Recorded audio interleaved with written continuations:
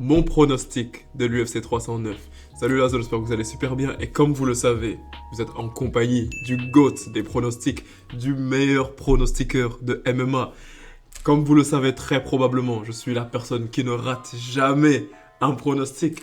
Et alors aujourd'hui, je vais simplement, je vais être gentil avec vous et je vais pas vous pronostiquer un combat, pas deux combats, mais je vais vous pronostiquer 5 combats. Je vais vous pronostiquer toute la main card de l'UFC 309. Alors comme d'habitude, je te conseille fortement de t'abonner à la zone avant d'aller plus loin parce que à ce qui paraît, si tu ne le fais pas, John Jones va venir chez toi à 2h du matin pour te vendre du crack. Et je vais faire en sorte quand même que cette vidéo ne soit pas insipide. J'ai pas envie de faire le genre de vidéo de 40 minutes dans lesquelles, genre sur chaque combat, je vais t'expliquer en détail selon moi ce qui va se passer et t'expliquer en détail les forces et faiblesses de chaque combattant. Les gars, comme je vous le dis à chaque fois, c'est la meilleure chaîne de MMA. Je sais que honnêtement, parmi les combats dont je vais te parler, il y a des combats dont honnêtement je sais genre que ça ne t'intéresse pas trop. Donc je vais pas insister trop dessus. Honnêtement, je sais c'est quoi les deux combats qui t'intéressent le plus. Et donc je vais mettre les time codes genre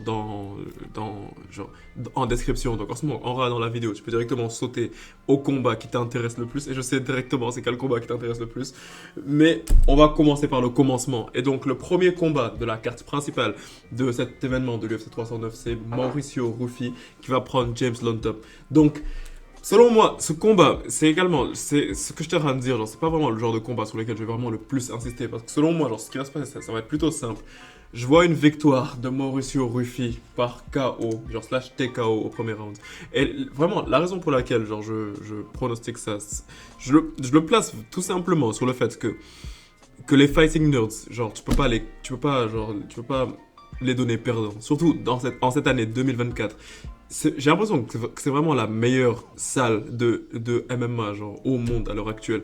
Et c'est impossible genre juste de donner un de leurs combattants perdants. Et Mauricio Ruffi, genre c'est même pas tout simplement genre par rapport au fait qu'il appartient seulement à cette gym, mais c'est tout simplement par rapport à ses dernières prestations. Genre je peux te donner comme par exemple son dernier combat qu'il avait eu contre Jamie Mullarkey, genre qu'il avait gagné directement par flying knee, genre au premier round.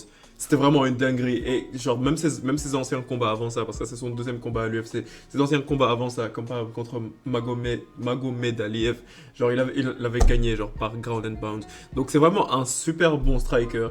Et ouais, genre c'est un combattant genre qui met très souvent des TKO. Et honnêtement, genre cette fois-ci, en se battant contre James Lontop, qui est un combattant genre qui part souvent à la décision, même si c'est lui aussi un striker, et genre qui a lui aussi plusieurs KO.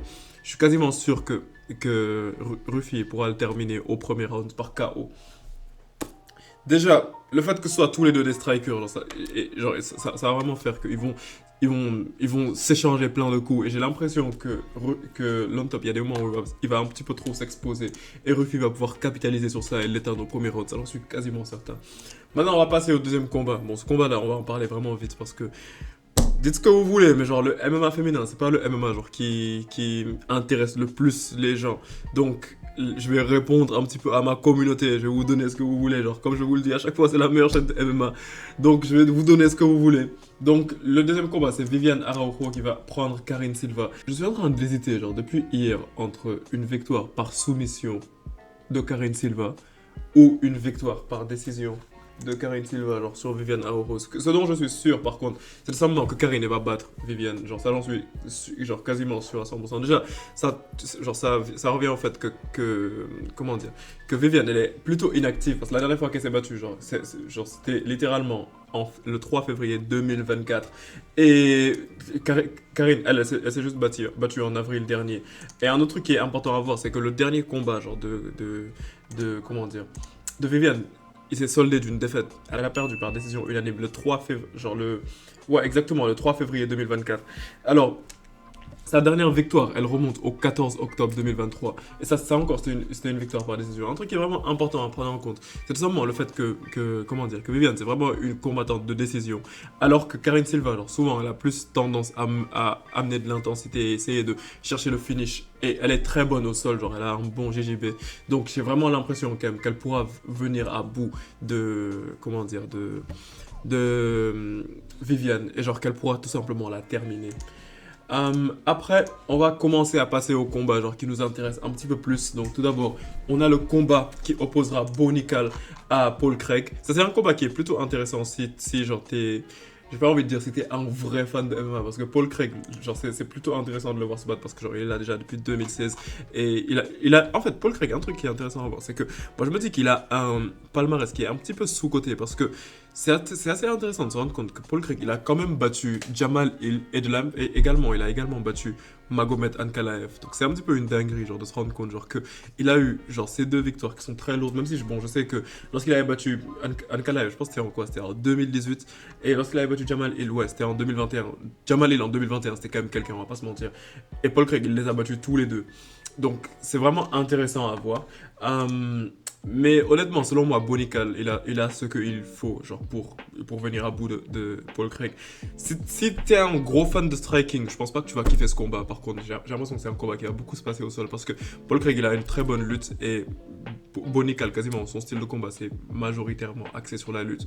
Et vu que selon moi, genre, ça va vraiment être l'un des moments, c'est vraiment l'un des moments capitaux, genre, pour que Bonical, il puisse briller. L'UFC, elle a compris ça, et je sais que Bonical aussi, il a compris ça. Il a compris que ça, c'est un des moments capitaux dans sa carrière, parce que, comme tu peux le savoir, comme tu le sais très probablement, genre, l'UFC, elle est vraiment en train de pousser Bonical sur le podium, et genre, ils sont vraiment en train d'essayer de faire en sorte que ça devienne une superstar, genre, que ça devienne un lutteur, un combattant de génie, genre, ils sont en train d'essayer de créer, en d'autres termes, vraiment, avec de grosses guillemets, ils sont en train d'essayer de créer un nouveau Daniel Cormier, tu vois. Et c'est exactement, genre, c'est également, je veux dire, manifesté par le fait que bah, ils l'ont mis dans la main card de l'UFC 300, malgré que plein de fans étaient en train de se plaindre de ça, mais ils l'ont mis sur la main card de l'UFC 300, et il a réussi à briller parce que c'était comme ça qu'il était venu après qu'il avait soumis Cody Brundage au deuxième round, ouais, exactement, par rear naked choke. Donc selon moi, ce qui va se passer dans ce combat, c'est tout simplement que Bonical va battre Paul Craig par soumission. Et cette soumission, selon moi, elle va venir vers le... Cette soumission va venir, je vais te dire exactement où. La soumission vient au deuxième round. Faites-moi confiance. Faites-moi confiance. La soumission vient au deuxième round. Et maintenant, on va passer à, selon moi, ce qui est le combat le plus intéressant, genre, de cette carte. Et selon moi, le combat le plus intéressant de cette carte, bien évidemment, c'est Charles Oliveira contre truc là, Michael Chandler, la revanche, quoi, parce qu'ils se sont déjà battus en 2021, ouais, je voulais être totalement sûr. Donc, selon moi, genre, c'est clairement le combat le plus intéressant parce que d'un côté, on a l'un des lightweights les plus divertissants de l'UFC en tant que tel, en la personne de Michael Chandler, et de l'autre côté, on a l'ancien champion super divertissant et qui détient actuellement le record du plus de soumissions de l'histoire de l'UFC, en la personne de Charles Oliveira. Donc, le fait que ces deux-là, ils s'affrontent, tu sais déjà exactement, genre, que ça va être une masterclass. Ce sont deux combattants qui sont tellement complets, genre, que ce soit déjà Michael Chandler, genre, que ce soit debout ou au sol, genre, il est vraiment très complet. Et de la même façon que Charles Oliveira, que ce soit debout ou au sol, il est vraiment très complet.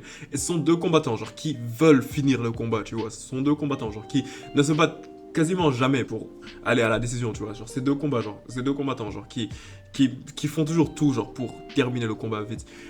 Mais selon moi, ce qui va se passer, c'est tout simplement que Charles Oliveira va emporter la victoire. Tout d'abord, ça tient du fait que, littéralement, aujourd'hui, le jour où je filme cette vidéo, c'est-à-dire le 12 novembre 2024, ça fait exactement aujourd'hui 2 ans que Michael Chandler, il ne s'est pas battu à l'UFC. Il ne s'est pas battu en général, tu vois. À part s'il s'est battu, genre dans la rue ou quoi que ce soit, mais tu vois ce que je veux dire. Et genre son dernier combat, comme je te le dis, il date de 2 ans. Et en 2 ans, on sait tout ce qui peut se passer. Surtout que Michael Chandler, il est en train de prendre de l'âge. On sait très bien en 2 ans ce qui peut se passer. Et son dernier combat, c'était contre Dustin Poirier. Et il l'avait perdu par rear naked choke. C'était un combat vraiment super intéressant. Et de l'autre côté, on a un Charles Oliveira que beaucoup de gens disent qu'il est en déclin parce qu'il avait perdu d'abord contre Islam Makhachev. Après, il a battu Benil Dariush rapidement au premier round. Et ensuite, il est venu, après, il s'est fait battre par Arman Tsarukyan par décision unanime. Donc, à cause de ces deux défaites, on commence à se dire que Charles Oliveira, il est en déclin. Mais selon moi, honnêtement, malgré tout, moi je me dis clairement que Charles Oliveira, il a ce qu'il faut, genre pour vaincre Michael Chandler. Surtout que les gens, il y a un truc qu'il faut, genre que l'on remette, genre et que l'on se souvienne, tu vois. C'est tout simplement genre du fight IQ de Michael Chandler.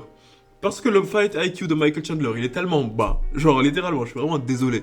Mais le fight IQ de Michael Chandler, il est tellement bas. Michael Chandler, Après, c'est pas qu'il est bête ou quoi que ce soit. Il sait exactement ce qu'il fait. Genre, il donne aux fans ce qu'ils veulent. Genre, il fait vraiment en sorte que ses combats soient les plus excitants, les plus divertissants possibles, afin qu'on lui donne de plus en plus de combats. Mais j'ai l'impression quand même que contre un combattant comme Charles Oliveira, bah, il risque juste de se repasser la même chose qu'il s'était passé la dernière fois. Genre, je me souviens que la dernière fois, le premier round il était super épique. Genre, c'était un round de fou. Mais il y a plein d'erreurs tactiques que Michael Chandler a fait, genre, qui auraient pu lui coûter le round beaucoup plus tôt, tu vois. Un petit peu comme quand Charles Oliveira est monté sur son dos et que pour divertir le public ou quoi que ce soit, il a littéralement sauté. Genre, Michael Chandler a littéralement sauté et il s'est cogné sur le sol. Et moi, je me dis, genre, que c'était limite, c'était vraiment très limite, genre de faire un truc comme ça. Donc honnêtement, moi, selon moi, genre, si Michael Chandler il se bat comme il se bat d'habitude, selon moi, ce combat il va se terminer cette fois-ci pas par KO, mais par soumission. Et je vois cette soumission venir au deuxième round. C'est parce que j'ai pas envie de prendre trop le risque en disant au premier round cette fois-ci, mais cette soumission va venir au deuxième round, j'en suis quasiment sûr. Et maintenant, on vient au main event. Donc j'imagine, genre, ça doit être le combat préféré, genre de certaines personnes, ouais, les fans de John Jones. Donc, John Jones qui n'a été que dans des title fights depuis 2011, ça quand même c'est une statistique plutôt intéressante. Donc, John Jones va bien évidemment, comme tu le sais, affronter Stipe Miocic pour la ceinture des heavyweights, genre pour défendre sa ceinture des heavyweights que techniquement il ne mérite pas parce que la ceinture techniquement elle appartient à Thomas Spinal et que John Jones est censé affronter Thomas Spinal. Mais bon, ça c'est un truc que tu sais déjà et genre je pense que aujourd'hui je vais pas encore trop exagérer du sujet. J'ai fait une vidéo complète pour parler de ce sujet. Genre si c'est un truc qui t'intéresse, tu peux juste regarder la vidéo qui est sortie juste avant celle-ci. Donc John Jones contre Stipe Miocic. En fait, littéralement, la raison pour laquelle j'ai fait une vidéo où j'ai fait le pronostic genre de toute la carte à la place de faire juste le pronostic de ce combat-là, c'est tout simplement parce que selon moi, genre ce qui va se passer dans ce combat, c'est juste évident. Genre, il y a pas de secret. Genre, John Jones va faire ce qu'il veut de Stipe Miocic. Moi, je suis juste plus en train de me demander genre de quelle manière John Jones va terminer Stipe Miocic que de me dire genre est-ce que John Jones peut battre Stipe Miocic. Genre, il y a vraiment un truc qui est important à prendre en compte, c'est que John Jones, genre d'habitude, bah il y a un petit peu genre une certaine pattern genre d'adversaires qu'il bat facilement. Déjà, ce sont les adversaires qui sont bien plus âgés que lui et qui ont une plus petite allonge que lui. Bon là, je pense que je viens de te décrire Stipe Miocic. Stipe Miocic que je dois préciser, genre que on ne sait vraiment pas à l'heure actuelle dans quel état physique il est parce que je dois préciser qu'il y a un an, il marchait avec une canne. John Jones, on voit vraiment que malgré toutes les préoccupations que l'on pouvait avoir par rapport à son physique, on voit qu'à l'heure actuelle, il est même plus léger que lorsqu'il se battait contre Cyril Gane. Donc il a vraiment réussi à faire un bon cut. Et il a juste l'air en forme, il a l'air vraiment très en forme comparé à l'année dernière. Donc moi je sais très bien que honnêtement, genre, John Jones, à l'heure actuelle, je vois pas du tout un scénario dans lequel il perd. Donc moi, ce que je me suis dit, c'est tout simplement que de la façon dont il va gagner ce combat, ça va tout simplement être par TKO. Et ouais, genre tu peux me parler de soumission ou quoi que ce soit parce que...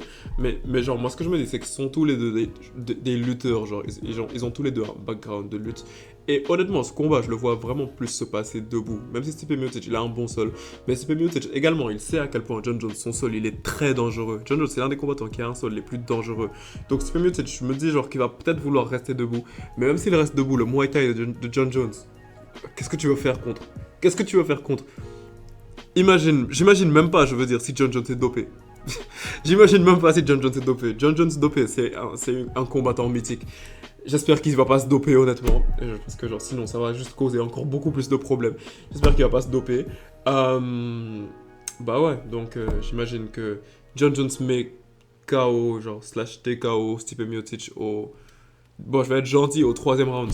Je suis vraiment super gentil en disant ça, genre John Jones va mettre KO Stipe Miocic au troisième round. Bah voilà, donc ça c'est mes prédictions par rapport à cet événement de l'UFC 309. Tu me dis ce que tu en penses dans les commentaires, on pourrait en avoir une conversation plutôt intéressante. Et comme d'habitude, si ce genre de vidéo te plaît, je te conseille tout simplement de t'abonner à la zone et on se capte bientôt pour une prochaine vidéo la famille. Peace out.